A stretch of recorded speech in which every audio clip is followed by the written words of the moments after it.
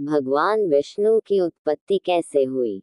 हमारी पृथ्वी व खूबसूरत कुदरत, लाखों रंग व छटाएं, नाना प्रकार की वनस्पतियां व जीव, मन को मोह लेने वाले ऐसे दृश्य जो कहीं और न हो। इन सब के बीच हंसता खिलखिलाता जीवन, जिनमें लाखों करोड़ों धड़कने एक साथ धड़क कर जीवन को महसूस करती है। वहीं दूसरी ओर यह ब्रह्मांड, जिसमें मौजूद हैं अनगिनत रंग बिरंगे तारे, ग्रह व नक्षत्र, ऐसे हजारों दृश्य जो भौतिकी के नियमों को बहुत की अनदेखा करते हैं। इन हैरान कर देने वाले और कल्पना से परे ब्रह्मांड के रचयिता हमारी पौराणिक कथाओं के अनुसार ब्रह्मा जी हैं। सृष्टि के पालनकर्ता विष्णु जी हैं। इस समस्त कायनात की रक्षा करने वाले देवों के देव महादेव हैं। ईश्वर के इन तीनों रूपों को हमारे ग्रंथों में त्रिदेव कहा गया है, जिनका हमारे धार्मिक ग्रंथों में विस्तार वर्णन मिलता है। हिंदू धर्म में भगवान विष्णु को त्रिदेवों में स्थान प्राप्त है। हिंदू धार्मिक ग्रंथों की मान्यताओं के आधार पर धरती पर बढ़ते पापों को खत्म करने के लिए भगवान स्वयं संसार में अवतार के रूप में जन्म लेते हैं। लेकिन उन भगवान विष्णु की उत्पत्ति कैसे हुई, इस बारे में बहुत रहस्य है। कुछ धार्मिक मान्यताओं के आधार पर भगवान विष्णु का न तो कोई आदि है और न ही अंत। वह समय के पहले से उपस्थित हैं, वह समय के बाद भी रहेंगे। पुराणों और कथाओं में भगवान विष्णु के जन्म व उत्पत्ति को लेकर कई मत प्रचलित हैं। भगवान विष्णु को हिंदू धर्म में इस सृष्टि का पालनहार कहा जाता है। वह समय समय पर अधर्म का नाश करने के लिए पृथ्वी पर अवतरित होते रहते हैं। अगर वेदों का अध्ययन किया जाए तो भगवान विष्णु को समझना इतना भी आसान नहीं है। हम सभी जानते हैं कि अनंत शक्ति के तीन रूप हैं, ब्रह्मा, विष्णु और महेश। परम सत्य परमात्मा 10वें आयाम में निवास करते हैं, जो बिना आकर बिना रंग रूप के है। उन्हें सदाशिव, सदा विष्णु या अनंत शक्ति भी कहा जाता है। भगवान विष्णु की उत्पत्ति की कहानी। शिव पुराण के अनुसार भगवान शिव ने ही विष्णु को उत्पन्न किया है। आदिकाल में भगवान शिव और माता आदिशक्ति वार्तालाप कर रहे थे। तब भगवान सदाशिव ने माता आदिशक्ति से कहा, हे देवी, मैं चाहता हूँ कि इस भूमंडल पर कोई दूसरा व्यक्ति भी हो। तब माता दुर्गा ने कहा, हे प्रभु, आपकी सोच में संशय कैसा? आप सृष्टि के पालनहार हैं। आपने सृष्टि की भलाई के लिए ही ऐसा सोचा होगा। उस समय भगवान सदाशिव ने माता आदिशक्ति के कथन को सुनकर अपने वाम अंग पर स्पर्श किया, जिससे एक पुरुष की उत्पत्ति हुई। उसके तेज से संपूर्ण ब्रह्मांड प्रकाशमय हो गया। उस शक्ति के प्रभाव से भगवान विष्णु की उत्पत्ति हुई। वह अद्वितीय थे, कमल जैसे नयन, चार भुजा वाले और कौस्तुभ मणि से सुशोभित थे। सर्वत्र व्याप्त होने के कारण उनका नाम विष्णु पड़ा। तब भगवान सदाशिव ने कहा कि लोगों को सुख देने के लिए ही मैंने तुमको उत्पन्न किया है। कार्य साधना के लिए तुम तप करो। लेकिन भगवान शंकर के दर्शन नहीं हुए। फिर उन्होंने तप किया। उनके शरीर से तमाम जल की धाराएं निकली। हर तरफ पानी पानी हो गया। तभी उनका नाम नारायण पड़ा। उन्हीं से सभी तत्वों की उत्पत्ति हुई। कथानुसार सबसे पहले प्रकृति की उत्पत्ति हुई। फिर तीन गुण सत, रज और तम आए। उसके बाद शब्द, स्पर्श, रूप, रस और गंध की उत्पत्ति हुई। फिर पंचभूत जल, आकाश, पृथ्वी, अग्नि और वायु की उत्पत्ति हुई। वेदों में सृष्टि की रचना करने वाले को विश्वकर्मा कहा गया है। एक ऐसा देव जो कलाकृतियां बनाने में निपुण है, जिसकी नाभि पर हिरण्यगर्भा नाम का सोने का अंडा था। इस सोने के अंडे से पूरे तत्वों व सृष्टि की रचना हुई। लेकिन धीरे धीरे विश्वकर्मा एक विशेषण बन गए। फिर विश्वकर्मा की जगह यह उपाधि भगवान विष्णु को दी गई। भगवान विष्णु की नाभि में जो हिरण्यगर्भ नाम का अंडा मौजूद था, वह ब्रह्मा में परिवर्तित हो गया। एक तरफ वेदों में जहाँ भगवान विष्णु का जिक्र बहुत कम है, वही वेदव्यास जी ने विष्णु पुराण, गरुड़ पुराण और भागवत पुराण आदि में भगवान विष्णु का वर्णन किया है। उन्होंने भगवान विष्णु को 3 स्वरूपों में दिखाया है। विष्णु का एक स्वरूप महाविष्णु है। इस स्वरूप में सृष्टि का सारा तत्व विष्णु ही है। न सिर्फ इस ब्रह्मांड का, बल्कि सारे ब्रह्मांड का सारा तत्व भगवान विष्णु है। इस स्वरूप को महाविष्णु कहा गया है। भगवान विष्णु का दूसरा स्वरूप गर्भक्षया विष्णु है, जिसमें सारे तत्वों को अलग अलग धातु, अलग अलग पदार्थों में भिन्न प्रकार से जब गढ़ा गया, तब इस गढ़ने की ताकत को गर्भोत्क्षय विष्णु कहा गया।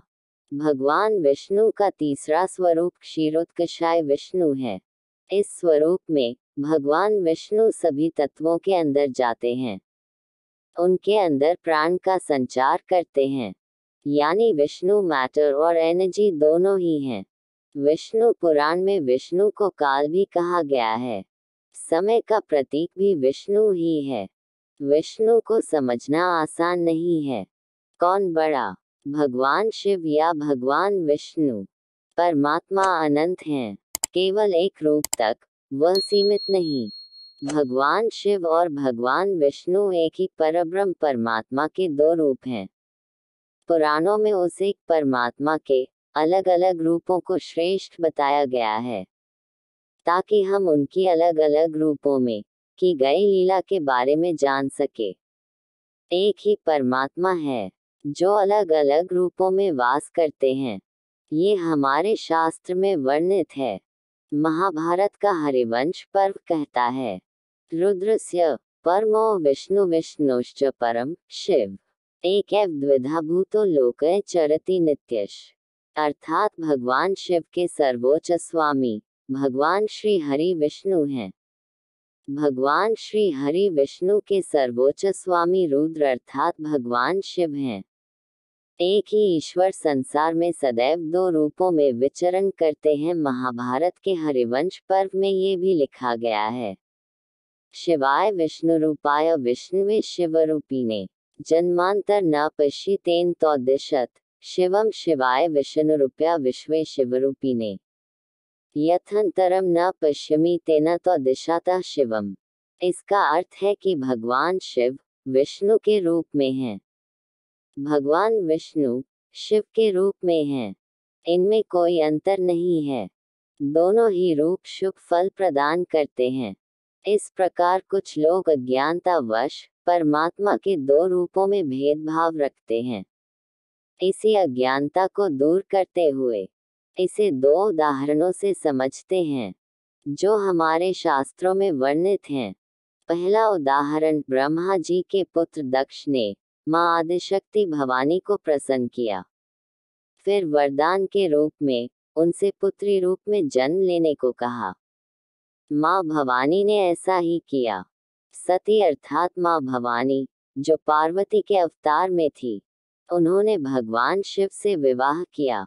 दक्ष को भगवान शिव से नफरत थी, क्योंकि भगवान शिव सन्यासी की तरह रहते थे। इसलिए दक्ष ने भगवान शिव के बारे में उल्टी सीधी बातें कहीं। इस कारण क्रोधित होकर मां सती ने अग्नि में कूदकर देह त्याग दिया। शिव जी वैसे तो भोलेनाथ हैं, लेकिन क्रोधित होने पर वह महारुद्र हो जाते हैं। दक्ष भगवान विष्णु के भक्त थे। उसका सोचना था कि भगवान विष्णु और उनकी विशाल सेना के होते हुए उसका कुछ नहीं होगा।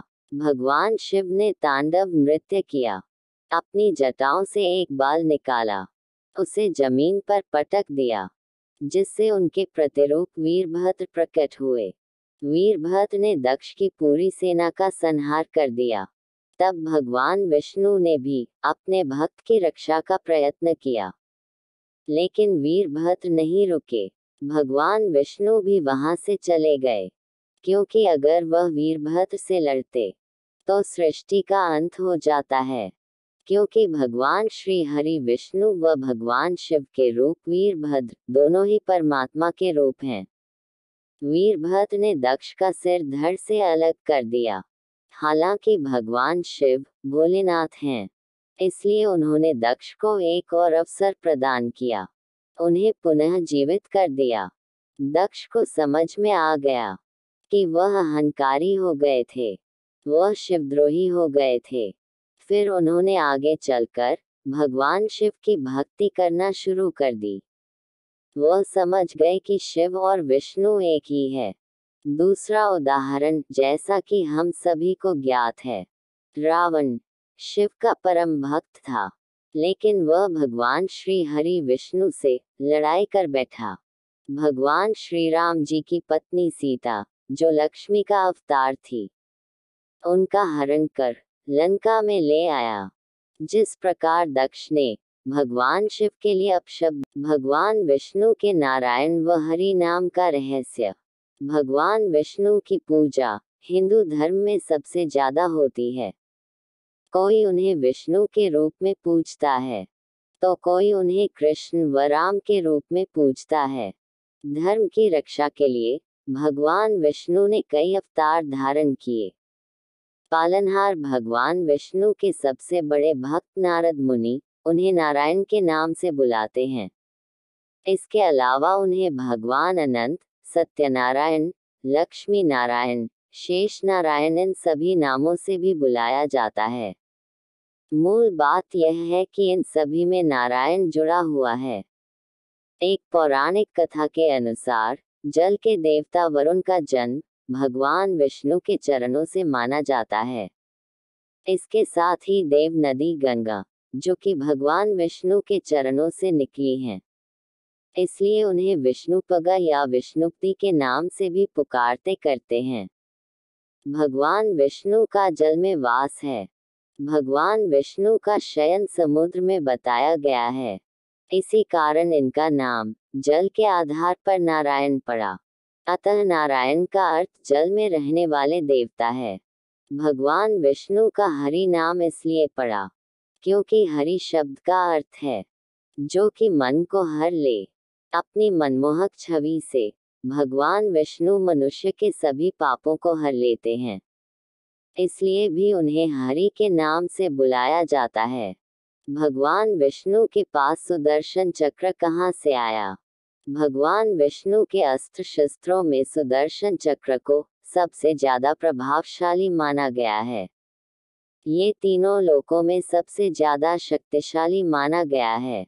सुदर्शन चक्र की मान्यता है कि इसका एक बार प्रयोग करने के बाद यह उस कार्य को पूरा करने के बाद ही वापस आता है।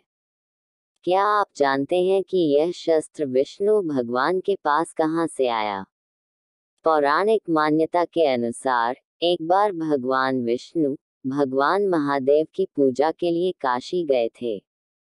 भगवान विष्णु ने अपनी थकान को मिटाने के लिए मणिकर्णिका घाट पर स्नान किया। फिर उन्होंने भगवान शिव को 1000 कमल पुष्पों को चढ़ाने का संकल्प लिया। भगवान शिव ने विष्णु की परीक्षा लेने के लिए एक कमल पुष्प को कम कर दिया, लेकिन विष्णु जी की भक्ति इतनी सच्ची थी, उन्होंने उसे एक कमल की जगह अपनी आंखें चढ़ाने का विचार किया। भगवान विष्णु की आंखें कमल से भी अधिक सुंदर हैं, इसीलिए उन्हें कमल नयन भी कहा जाता है। भगवान विष्णु ने जैसे ही अपनी आंखें चढ़ाने के लिए कदम बढ़ाया, वैसे ही भगवान शिव प्रकट हुए। उन्होंने कहा कि तुम मेरे सच्चे भक्त हो, तुम्हारे जैसा कोई नहीं हो सकता। तब भगवान महादेव ने विष्णु को सबसे शक्तिशाली सुदर्शन चक्र प्रदान किया। भगवान शिव ने कहा, इसकी बराबरी करने वाला तीनों लोकों में कोई नहीं होगा, लेकिन इसका प्रयोग तुम्हें संभल कर करना होगा। इसका एक बार पूरी सृष्टि के लिए हानिकारक हो सकता है। इस चक्र के द्वारा भगवान विष्णु ने बहुत से दैत्यों का वध किया, वही देवताओं की रक्षा की थी। इस तरह इसके बाद से सुदर्शन चक्र सदैव भगवान विष्णु के पास ही है। भगवान विष्णु सांपों के बिस्तर पर क्यों सोते हैं? हिंदू धर्म के अनुसार शेषनाग भगवान विष्णु की ऊर्जा का प्रतीक है। शेषनाग ने अपनी कुंडली में सभी ग्रहों को पकड़ रखा है। वे भगवान विष्णु के मंत्रों का उच्चारण करते रहते हैं। शेषनाग भगवान विष्णु के रक्षक भी हैं। भगवान विष्णु और शेषनाग के बीच का संबंध शाश्वत है। विष्णु भगवान को शेषनाग पर शयन करने से खुद की ऊर्जा को एकत्रित करने में मदद मिलती है। इसी वजह से वह अपने विचारों को उचित रूप से कार्यान्वित कर पाते हैं। पुराणों में लिखा है, भगवान विष्णु का ये रूप समय का मार्गदर्शक है। इस अवतार में वह धरती पर बड़े हुए पाप का विनाश करते हैं। इसके साथ ही शेषनाग पर लेटे रहने से भगवान विष्णु को ग्रहों और नक्षत्रों पर नियंत्रण करने में मदद मिलती है। शेषनाग देव स्वरूप हैं। इनका स्वरूप अन्य दैवीय शक्तियों की भांति सूक्ष्म है। इसलिए यह मानना कि शेषनाग भौतिक रूप से पृथ्वी को धारण किए हुए दिखाई देंगे, जो कि असंभव है। भगवान विष्णु के 4 माह तक सोने का रहस्य। हम सभी जानते हैं कि भगवान विष्णु साल के 4 महीने के लिए सो जाते हैं। भगवान विष्णु हर साल आषाढ़ मास की शुक्ल पक्ष एकादशी के दिन 4 महीने के लिए सो जाते हैं। शास्त्रों के अनुसार इस समय कोई भी शुभ कार्य नहीं करना चाहिए। पुराणों के अनुसार बलि नाम के राजा ने तीनों लोकों पर कब्जा कर लिया था। इसलिए भगवान इंद्रदेव घबराकर भगवान विष्णु के पास गए। देवराज इंद्र की विनती पर भगवान विष्णु ने वामन अवतार लिया। उन्होंने राजा बलि से 3 पग भूमि दान में मांगी। बलि ने उन्हें 3 कदम भूमि देने का वचन दे दिया, लेकिन भगवान वामन ने विशाल रूप धारण किया। 2 कदम में ही धरती और आकाश नाप लिया। उनके तीसरे कदम के लिए बलि ने अपना सर आगे कर दिया। इस तरह भगवान विष्णु ने बलि का घमंड तोड़ा, साथ ही तीनों लोकों को बलि से मुक्त करवा दिया। राजा बलि की दानशीलता व भक्तिभाव को देखकर भगवान विष्णु बहुत प्रसन्न हुए। उन्होंने बलि से वरदान मांगने के लिए कहा। तब बलि ने वरदान मांगा कि आप मेरे साथ पाताल लोक चलें, हमेशा वहीं निवास करें। तब भगवान विष्णु वरदान देकर बलि के साथ पाताल चले गए। ये देखकर देवी लक्ष्मी परेशान हो उठी। देवी लक्ष्मी ने पाताल लोक से भगवान विष्णु को वापस लाने के लिए एक गरीब स्त्री का वेश धारण किया। उन्होंने राजा बलि को राखी बांधकर अपना भाई बना लिया। बदले में भगवान विष्णु को पाताल से मुक्त करने का वचन मांग लिया। भगवान विष्णु अपने भक्तों को निराश नहीं करना चाहते थे, इसलिए उन्होंने बलि को वरदान दिया।